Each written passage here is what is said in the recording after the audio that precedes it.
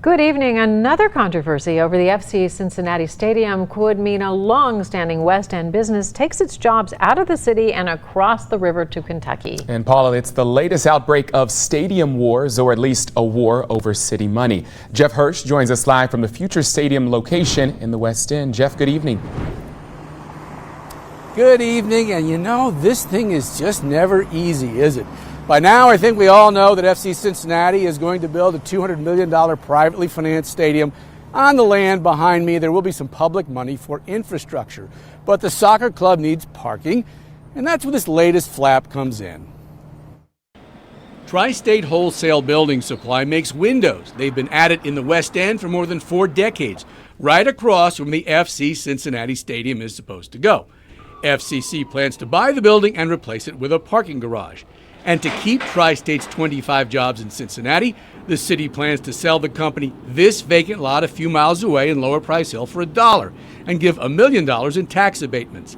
Tax breaks are common in development deals. But some at City Hall now say this is another subsidy, indirect perhaps, but a subsidy nonetheless for FC Cincinnati.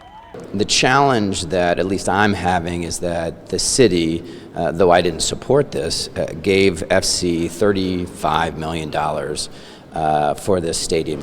You know, if we don't say, look, we can't keep providing these massive tax incentives without making sure that everyone else is held harmless or, you know, better yet, is supported, then, you know, we have issues.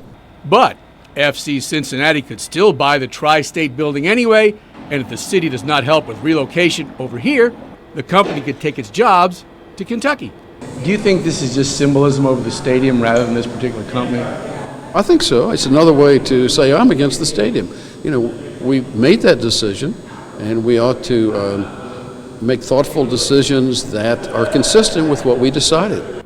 While $1 for a piece of property plus some tax breaks thrown in may seem like a pretty good deal, the owners of Tri-State Wholesale Building Supply say there's a lot more to this than that. First of all, this property's been vacant for years and they're actually willing to take it.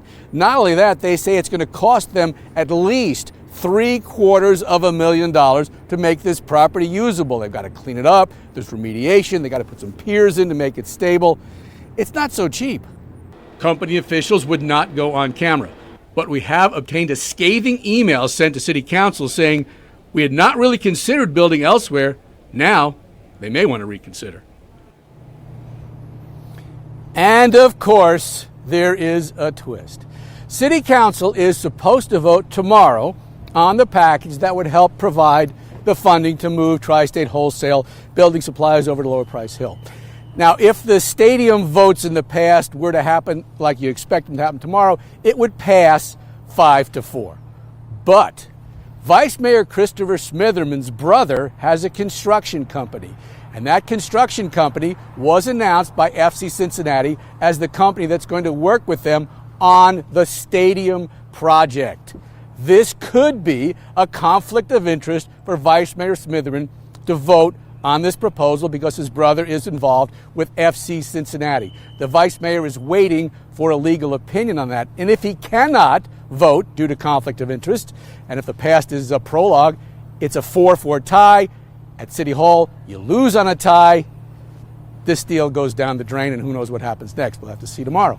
Live in the West End, Jeff Hirsch, Local 12 News. Back to you. All right, Jeff, a lot of moving parts with this story. We know you will stay on top of it. We can also tell you a spokesperson for the club had no comment on this latest City Hall dispute. Meantime, tomorrow, FC Cincinnati is set to break ground on its new training site that's in Clarendon.